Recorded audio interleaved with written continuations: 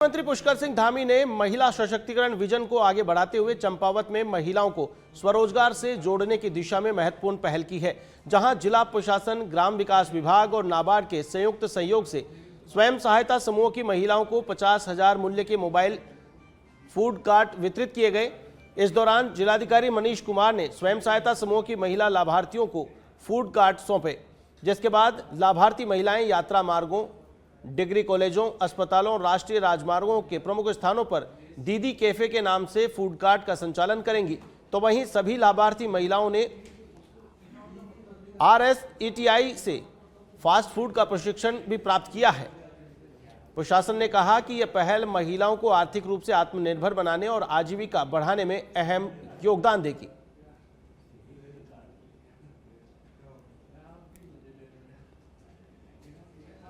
महिलाओं को दीदी कैफे की सौगात दी गई है। महिलाओं को आत्मनिर्भर बनाने की दिशा में डीएम ने 50,000 के मोबाइल फूड कार्ट बांटे हैं। महिलाओं को यह फूड कार्ट दिया गया है जिससे कि वे अपनी आजीविका चला सके। अलग अलग लोकेशंस पर महिलाएं रोजगार कर सकेंगी। चंपावत में महिला सशक्तिकरण की दिशा में ये एक अनूठी पहल देखने को मिली है, जहां महिलाओं को दीदी कैफे की सौगात दी गई है।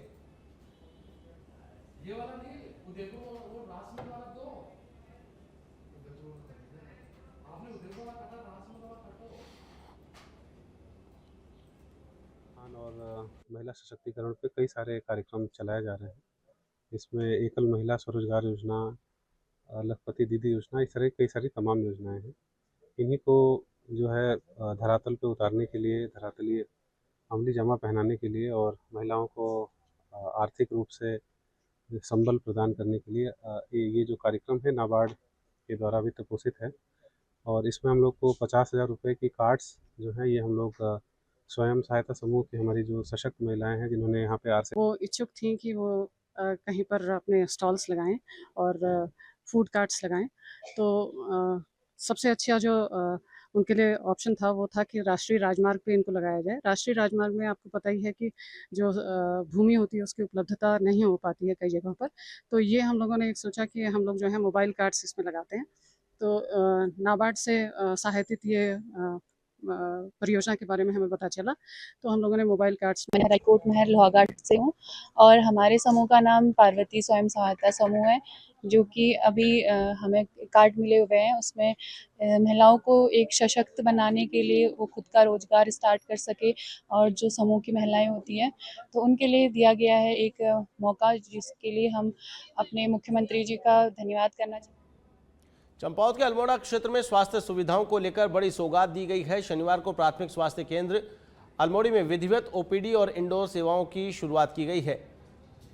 इस स्वास्थ्य केंद्र में अमोड़ी सहित आसपास के 24 से अधिक गांवों के लोगों को स्थानीय स्तर पर उपचार की सुविधा मिलेगी। केंद्र का शुभारंभ उप जिलाधिकारी विपिन चंद्र पंत, मुख्य चिकित्सा अधिकारी डॉक्टर देवेश चौहान और जनप्रतिनिधियों ने किया। अस्पताल में चिकित्सक, फार्मेसी अधिकारी, आधुनिक उपकरण, जरूरी दवाइयां और 4 बेड की व्यवस्था की गई है। शुभारंभ के पहले दिन 20 मरीजों की जांच की गई और 1 मरीज को भर्ती कर उपचार किया गया। ग्रामीणों ने स्वास्थ्य केंद्र शुरू होने पर खुशी जताई है।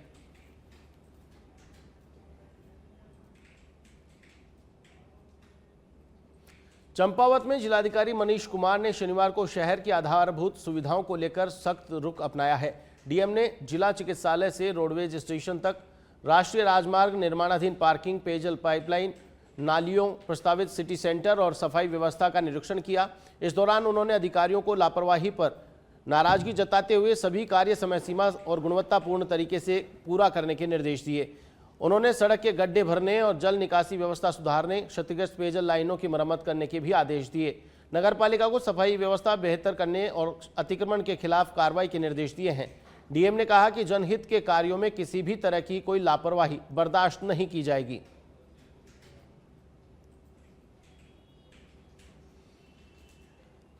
चंपावत में सड़क, पार्किंग, पेयजल आदि कार्यों का निरीक्षण किया गया है, तो वहीं लापरवाही पर अधिकारियों को सख्त लहजे में निर्देश दिए गए हैं।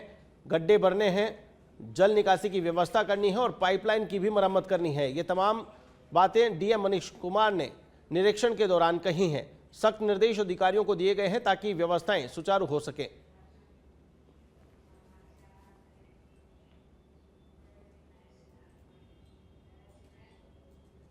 चमोली के गोपेश्वर स्थित राजकीय स्नातकोत्तर महाविद्यालय में नशा मुक्त भारत युवा फॉर विकसित भारत अभियान के तहत जागरूकता कार्यक्रम आयोजित किया गया। कार्यक्रम में NCC, NSS, ranger rovers, Namami Gange और रेड क्रॉस से जुड़े स्वयंसेवियों ने भाग लिया। इस दौरान प्रधानमंत्री के युवाओं के नाम संदेश का ऑनलाइन प्रसारण किया गया और नशे के दुष्प्रभावों पर आधारित जागरूकता वीडियो भी दिखाया गया। ब्रह्म कुमारी संस्था की बहन किरण ने युवाओं को योग और मानसिक शांति का महत्व बताया। महाविद्यालय के प्राचार्य प्रोफेसर MP नगवाल ने युवाओं से नशे से दूर रहकर राष्ट्र निर्माण में अपना योगदान देने का आह्वान किया। वहीं स्वयंसेवियों ने नशा मुक्ति की शपथ भी ली है।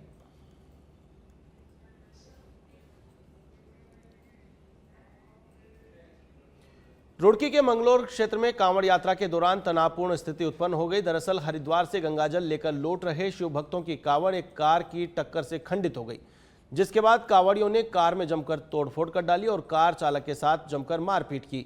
घटना की सूचना मिलते ही पुलिस मौके पर पहुंची और मामले को शांत करवाया। जानकारी के मुताबिक कार चालक भी हरिद्वार से गंगाजल लेकर लौट रहा था, तो वहीं पीड़ित चालक की तहरीर पर मुकदमा दर्ज कर मामले की जांच पड़ताल शुरू कर दी गई है। साथ ही एक आरोपी को गिरफ्तार किया गया है। साथ ही अन्य लोगों की तलाश भी की जा रही है। आपको बता दें कि एक कांवड़िए की कांवड़ खंडित हुई है कार की टक्कर से, जिसके बाद कांवड़ियों में आक्रोश देखा गया, तो वहीं कार में जमकर तोड़फोड़ की गई। घटना की सूचना मिलने के बाद पुलिस मौके पर पहुंची। पुलिस ने मोर्चा संभाला, स्थिति को नियंत्रण में किया। तो वहीं पीड़ित की शिकायत पर एक आरोपी को गिरफ्तार किया गया है, अन्यों की तलाश की जा रही है। हरिद्वार में कांवड़ मेले के दौरान शिव भक्तों की सुरक्षा को लेकर हरिद्वार पुलिस लगातार सख्ती बरत रही है। जहां रुड़की के नारसन बॉर्डर पर पुलिस ने सुरक्षा मानकों का पालन नहीं करने वाले बड़े डीजे वाहनों और 12 फीट से अधिक ऊंची कावड़ों को रोककर संचालकों को आवश्यक दिशा निर्देश दिए गए हैं। हरिद्वार SSP नवनीत सिंह भुल्लर ने बताया कि नियमों का उल्लंघन करने वाले डीजे वाहनों को नारसन बॉर्डर से ही वापस भेजा जा रहा है। साथ ही कहा कि यह कार्रवाई श्रद्धालुओं को परेशान करने के लिए नहीं, बल्कि कांवड़ यात्रा को सुरक्षित और व्यवस्थित बनाए रखने के उद्देश्य से की जा रही है। तो वहीं पुलिस ने सभी कांवड़ियों से प्रशासन के निर्देशों का पालन करने और यात्रा को सुचारू बनाने में सहयोग देने की अपील की है।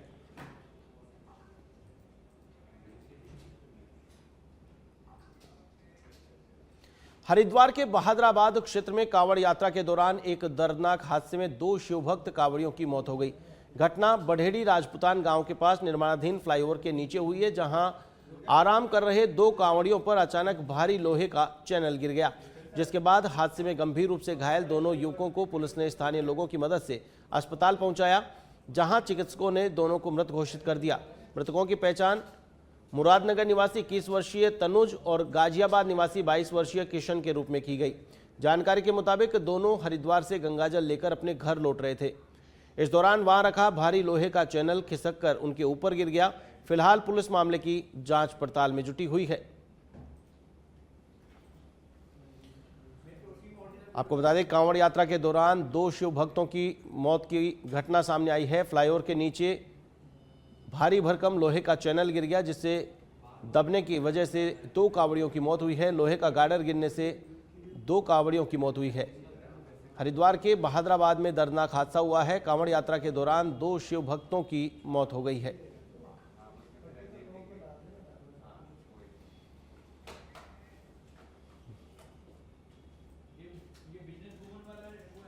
थाना एरिया में ये एक हादसा हुआ है, जिसमें 2 कांवड़िया जो है वो सो रहे थे एक लोहे के गाटर के किनारे। उस लोहे के गाटर पे जब एक और अन्य कांवड़िया चढ़ा तो वो लोहे का गाटर स्लिप हो गया, जिससे वो दोनों कांवड़िए दब गए और उन्हें गंभीर चोटें आई। पुलिस द्वारा तत्परित कार्रवाई करते हुए मौके पर पहुंचा गया और उन्हें जल्द से जल्द एम्बुलेंस के माध्यम से अस्पताल पहुँचाया गया, जहाँ पे अनफॉर्चुनेटली डॉक्टर्स ने हरिद्वार में भक्तों की भीड़ के बीच असामाजिक तत्वों के उत्पात का मामला सामने आया है। यहां तेल मालिश करने वाले एक व्यक्ति के साथ कुछ लोगों ने मारपीट कर दी। आरोप है कि युवकों ने पीड़ित को बेरहमी से पीटा, जिससे मौके पर अफरा तफरी का माहौल बन गया। घटना के बाद स्थानीय लोगों में आक्रोश देखने को मिला। उन्होंने आरोपियों के खिलाफ कार्रवाई की मांग की है। सूचना मिलने के बाद पुलिस मामले की जांच पड़ताल में जुट गई। पुलिस घटना से जुड़े तथ्यों की पड़ताल में जुटी हुई है और आरोपियों की पहचान कर आगे की कार्रवाई में जुटी है। चंपावत के लोहाघाट क्षेत्र में जिलाधिकारी मनीष कुमार ने दुर्गम गांव सील बरूडी पहुंचकर ग्रामीणों से सीधा संवाद किया। मुख्यमंत्री पुष्कर सिंह धामी के निर्देश पर चल रहे जन जन की सरकार सेवा पखवाड़ा अभियान के तहत डीएम ने करीब 15 से 16 किलोमीटर की पैदल यात्रा कर नेपाल सीमा से सटे गांव में जन चौपाल और रात्रि चौपाल आयोजित की। उन्होंने ग्रामीणों से pension, Ayushman card, ration card सहित विभिन्न योजनाओं की जानकारी ली और अधिकारियों को पात्र लोगों को लाभ दिलाने के निर्देश दिए। ग्रामीणों की सड़क निर्माण की मांग पर भी कार्रवाई के निर्देश दिए गए हैं। इस दौरान स्वास्थ्य शिविर में ग्रामीणों की जांच और जरूरतमंदों को श्रवण यंत्र भी वितरित किए गए हैं।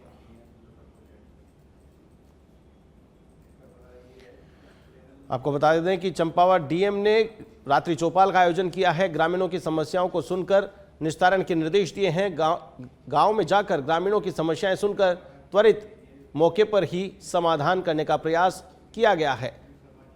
आपको बता दें कि नेपाल बॉर्डर से सटा ये गांव, जहां पर डीएम ने मुख्यमंत्री के निर्देश पर गांव में रात्रि चौपाल लगाई है और रात्रि चौपाल में ग्रामीणों की समस्याएं सुनकर अधिकारियों को त्वरित निस्तारण के निर्देश दिए हैं।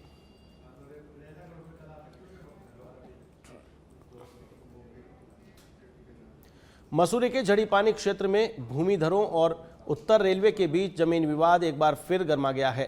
उत्तर रेलवे के अधिकारी भारी पुलिस बल के साथ मौके पर पहुंचे और करीब 60 से 70 परिवारों के घरों के बाहर नोटिस चस्पा किया। इस कार्रवाई का स्थानीय लोगों ने विरोध किया, जिससे अधिकारियों और ग्रामीणों के बीच तीखी नोकझोंक तय की गई। लोगों का कहना है कि उनके पास जमीन से संबंधित वैध दस्तावेज मौजूद हैं और मामला न्यायालय में विचाराधीन है। इसके बावजूद बार बार नोटिस देकर मानसिक उत्पीड़न किया जा रहा है। वहीं रेलवे अधिकारियों ने कैमरे पर कुछ भी कहने से इनकार करते हुए कार्रवाई को उच्च अधिकारियों के निर्देश पर बता रहे हैं।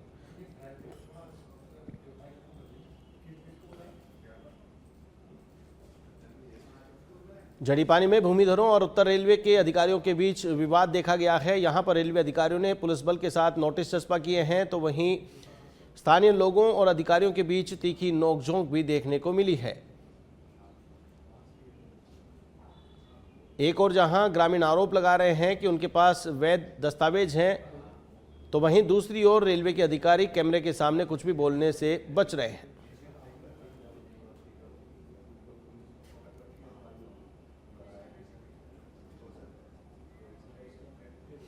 मसूरी के व्यस्त माल रोड स्थित न्यू मार्केट में रविवार को बड़ा हादसा टल गया, जब एक अनियंत्रित जीप सीधे एक रेस्टोरेंट में जा घुसी। हादसे में रेस्टोरेंट के शीशे, फर्नीचर, काउंटर और अन्य सामान क्षतिग्रस्त हो गया, जिससे लाखों रुपए का नुकसान हुआ है। प्रत्यक्षदर्शियों के अनुसार चालक वाहन खड़ा कर सामान उतार रहा था, तभी जीप में बैठे एक किशोर ने कथित तौर पर हैंड ब्रेक से छेड़छाड़ कर दी, जिससे वाहन अनियंत्रित होकर रेस्टोरेंट में जा घुसा। हादसे के समय मौजूद ग्राहक और कर्मचारी समय रहते बाहर निकल गए, जिससे जनहानि टल गई। घटना के बाद मौके पर अफरा तफरी का माहौल देखा गया, तो वहीं कुछ देर के लिए यातायात भी प्रभावित हो गया। तस्वीरों में आप देख सकते हैं किस प्रकार से दुकान का सामान बिखर गया। हैंडब्रेक से छेड़छाड़ के चलते ये दुर्घटना कारित हुई है, तो वहीं इसी के चलते कुछ देर के लिए यातायात भी प्रभावित हो गया। तो वहीं घटना के बाद मौके पर लोगों की भीड़ जमा हो गई।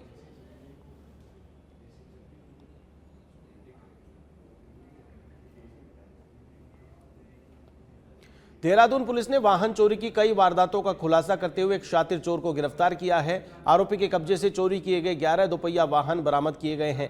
पुलिस के अनुसार आरोपी पहले सुनसान स्थानों पर खड़े वाहनों की रेकी करता था और मौका मिलते ही उन्हें चोरी कर जंगल में छिपा देता था। इसके बाद वह हरिद्वार लौट जाता था। करीब 80 सीसीटीवी कैमरों की फुटेज खंगालने के बाद पुलिस ने आरोपी की पहचान कर महाराणा प्रताप चौक के पास से उसे चोरी की स्कूटी सहित गिरफ्तार कर लिया। पूछताछ में आरोपी ने महंगे शौक पूरे करने और वाहन चोरी की वारदात करनी कबूल कर ली है।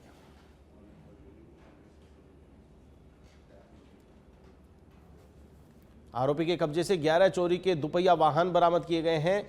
तो वहीं पुलिस ने गहन पड़ताल की, 80 सीसीटीवी फुटेज खंगाले, जिसके बाद आरोपी को धरा गया। जंगल में चोरी के वाहन छिपा देता था और हरिद्वार लौट जाता था। तो वहीं जानकारी सामने आई है, महंगे शौक पूरा करने के लिए चोरी की वारदात को अंजाम देता था।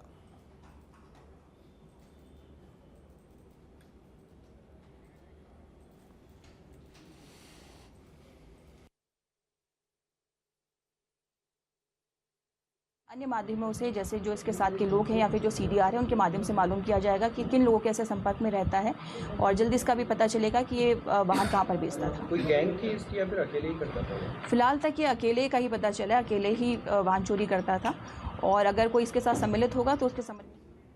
धर्मनगरी हरिद्वार में विश्व प्रसिद्ध कांवड़ मेला 2026 पूरे उत्साह और आस्था के साथ जारी है, जहां कांवड़ यात्रा के चौथे दिन लाखों शिव भक्त पवित्र गंगा घाटों से जल भरकर अपने अपने गंतव्यों के लिए रवाना हुए।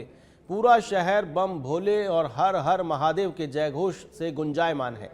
तो वहीं श्रद्धालुओं की सेवा और सुरक्षा को लेकर प्रशासन भी पूरी तरह मुस्तैद नजर आ रहा है। इसी क्रम में शंकराचार्य चौक पर जिलाधिकारी मयूर दीक्षित और वरिष्ठ पुलिस अधीक्षक नवनीत सिंह भुल्लर ने सड़क पर उतरकर कांवड़ियों का पुष्प वर्षा से स्वागत किया। दोनों अधिकारियों ने शिव भक्तों को फल और अल्पाहार की व्यवस्था की। तो वहीं जिलाधिकारी ने बताया कि अब तक करीब 45 लाख श्रद्धालु हरिद्वार से गंगा जल लेकर अपने गंतव्य की ओर रवाना हो चुके हैं। इसके साथ ही मेले में सुरक्षा, यातायात, स्वच्छता और स्वास्थ्य सेवाओं के पुख्ता इंतजाम भी किए गए हैं।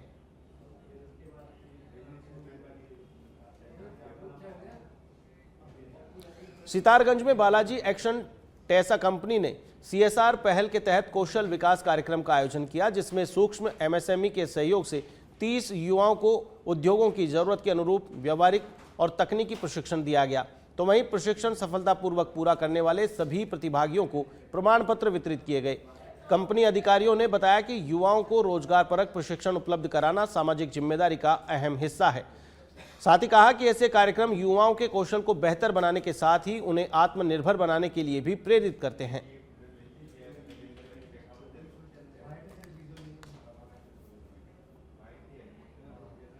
बुलेटिन में फिलहाल के लिए बस इतना ही। मुझे दीजिए इजाजत। नमस्कार।